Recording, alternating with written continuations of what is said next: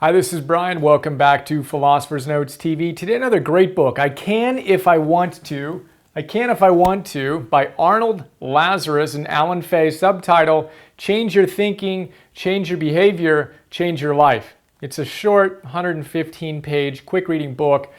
1975, old school. Albert Ellis, one of the leading psychologists of the 20th century, describes this as one of the best self-help books ever written. One of our members recommended it. Thank you very much. And I'm glad I read it. It's awesome. Packed with big ideas. Philosopher's Note, bunch of them. 5 of my favorite ideas here. So the book is all about helping us deal with what they call the 20 most common mistakes that can ruin your life. Both of them are psychologists. One is actually a psychologist. The other is a psychiatrist. They came together, looked at these issues that people keep on coming back to, even though they have different problems in their lives, they were making these same mistakes. And the whole idea is to do 2 things, 2 steps. So in the book, we go through these 20 mistakes and they identify the faulty thinking and the faulty behavior. And if you want to change your life, that's what you need to do. You need to change 2 things. 1, your thoughts. Not complicated. 2, your behaviors. And then make the point again and again and again. That's pretty much all it's about. And they talk about the myths of change.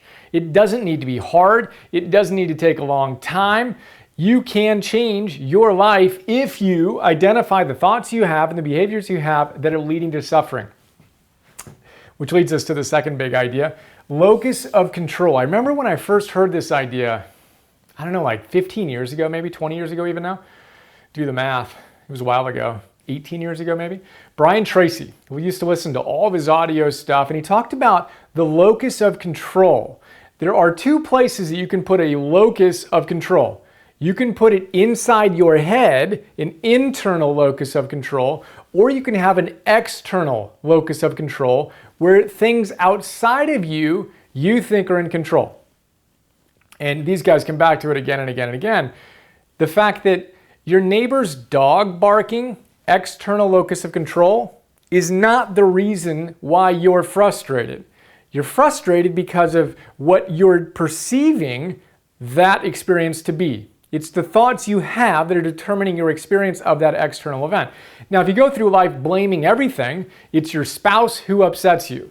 No, it's not your spouse who upsets you. It's your interpretation of their behavior that's upsetting you. It's your thoughts, right? It's not what's happening out there. It's what's happening in here.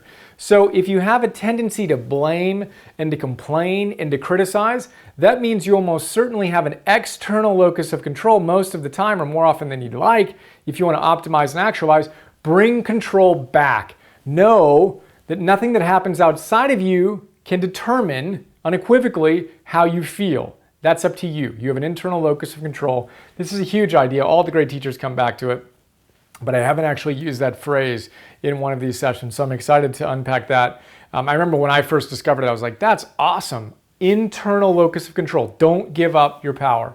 Third big idea is a fun one. So these guys are proponents of something called rational emotive behavior therapy, or rational emotive therapy perhaps. And the idea here is that it's not about analyzing all the reasons why you do the things you do now. So in some therapy, you can go in and you can talk about all your childhood traumas and all the different difficult things that have happened from the day you were born or even before to right this moment, and all the whys, all the reasons you are who you are, right? And spend very little time changing what you do today. These guys say, look, they don't use the phrase archaeological dig, but that's how I like to frame it. If we spend all of our time looking back and trying to understand why, that doesn't necessarily mean we're ever going to figure out how to change our life. And these guys say, you don't need to know all the reasons why you do certain things. And even if you figured it out, that wouldn't actually change your life. You need to change what you do. So rather than going on an archaeological dig, looking for old bones and fossils, go to the gym. Get to work. Identify your thoughts and your behaviors that aren't working and change them. And you will change your life. And they say life's way too short to spend so much time analyzing all that stuff or reading long tomes of philosophical books and trying to understand the theory. Just get to the work, get to the practice, a lot more efficient. That's our third big idea. Fourth big idea, and again, remember, you can if you want to. If you want to change, you can. You just need to do the work. Fourth big idea they say is, when they say, I can if I want to, they don't mean growing wings. It doesn't matter how much you want to grow wings. It doesn't matter how much you want to be 7.5 feet tall. It doesn't matter all the silly things. They say whether you want to be in New York and Los Angeles at the same exact time. That's not what they're talking about. What they're talking about is you can, if you want to, identify your thoughts and behaviors that are leading to suffering and change them. And we talk a lot about in these episodes and in all of my work, reaching our potential, being willing to dare to dream and to put in the effort and paying the price to actually actualize our potential. But we also need to realize that, and this is part of a mistake on trying to be good at everything, is one of the mistakes. Mistake number 2 or mistake number 13, I forget which number. But trying to be good at everything is like trying to grow wings. It doesn't make any sense. We need to take the time to realize that you're not going to be good at most things. If you're lucky, you're going to be good at 1 or 2 or 3 things. Right? And you can identify where you have natural talent, where you actually have an ability to do something, and that area is where you're going to put in the effort. So this is Sir Ken Robinson's element, right? What do you love to do? What do you have natural talent in? And what do you love to do? That's your element. That's what's worth putting a ton of energy into. But we want to be honest and not delude ourselves in thinking that we're going to be extraordinarily good at something that we just don't really have a talent for. We're not going to grow wings. So pay attention to that. Remember, you can if you want to, but let's be honest about where we are. The fifth big idea here is, that was the second problem now that I think about it. The 13th problem, mistake, was this idea of avoiding problems. It's a mistake to think that if you avoid your problems, they're just going to go away. They say, in fact, that's actually one of the clearest signs of neurotic behavior, consistently avoiding things that you deem to be a problem. It's a good way to create a lot of unhappiness. We want to quit avoiding problems. Head straight at them, and they tend to, they're going to get resolved a heck of a lot faster than if we run away from them. So we've talked about this a lot. The idea that we want to reverse our desire is what the tools guys say. And when we feel pain, we feel a problem, rather than retreat away from it, say, bring it on. Lean into it, move into our problems, knowing that our potential exists on the other side of our comfort zone. So there you go. Change your thoughts about what a problem is, and rather than being something you need to avoid, see it as a growth opportunity. Wow, this is going to give me an opportunity. This problem / challenge, much healthier frame of reference, is going to give me an opportunity to put into practice all these things I'm so passionate about. Fantastic. Bring it on. Rather than avoid it, I'm going to change my behaviors and I'm going to lean right into it. When you do that, you'll notice that those things tend not to be quite as big as you thought, and you're going to build your muscles so you can more consistently approach those problems with more grace and with more power. But we're not going to try to grow wings. Incremental improvements. We're going to hit the gym rather than go on the long, meandering archaeological dig. Life is too short. Identify what works and go get to work on it. Locus of control, we want to take it from outside of us and bring it internal. Everything between here is what determines who we are and how we're showing up. And then the 2 steps, thinking, behaving differently if we want to optimize and actualize. That is a quick look at I Can If I Want To. It's great stuff. Check out the note.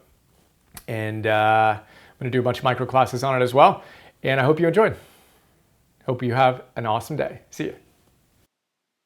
Hi, this is Brian. I hope you enjoyed that PNTV episode. A lot of people don't know all the stuff I do beyond these free videos I share on YouTube, so I thought I'd do a quick video to give you an overview of our membership program that you can get access to and get a ton of other stuff. So here's a quick look. $10 a month, join the Optimal Living membership program. You get instant access to 250 philosopher's notes on some of the best optimal living books out there. Old school classics, positive psychology, modern stuff, mindfulness, peak performance, purpose, neuroscience, wealth, etc. And what you may not know is that in addition to the PNTV episodes, I create PDFs on all of these great books. So 6-page PDFs. Let's take a look at one of them. Joseph Campbell, you want to figure out how to live your hero's journey, well, this is a great place to start. I basically pull out my favorite big ideas, riff on them, connect them to other books and other ideas, and help you apply this wisdom to your life today. That's what the PDF looks like. Again, we have 250 of these on all these different great books. And then I record those PDFs as an MP3. So you can listen to that MP3 while you're on a walk or working out or doing some errands or whatever. That is Philosopher's Notes. A lot going on there. And then in addition to Philosopher's Notes, you get access to Optimal Living classes, Optimal Living 101. Idea here is that all those great teachers come back to the same big ideas again and again and again. I distill those ideas into classes. Super practical, fun, inspiring classes ranging from Habits 101, Confidence 101, Getting Stuff Done 101, Meditation 101, instant access to all those classes. And then future classes include Relationships 101, Energy 101, Purpose 101, Business, Goals, etc. Those are our full-length classes. And then I create micro classes, 2 to 3 to 5 minute little bursts of wisdom on my favorite great ideas from these great books across the domains that you want to optimize in your life. So we have dozens of these so far. I create 50 new micro classes every month and 10 new Philosopher's Notes every month for $10 a month. So we're blessed to have thousands of members who are enjoying the program and sharing some incredibly kind words with us. And super simple, $10 a month, cancel anytime. Would be honored to be a bigger part of your life. And I appreciate your support. And here's to optimizing and actualizing.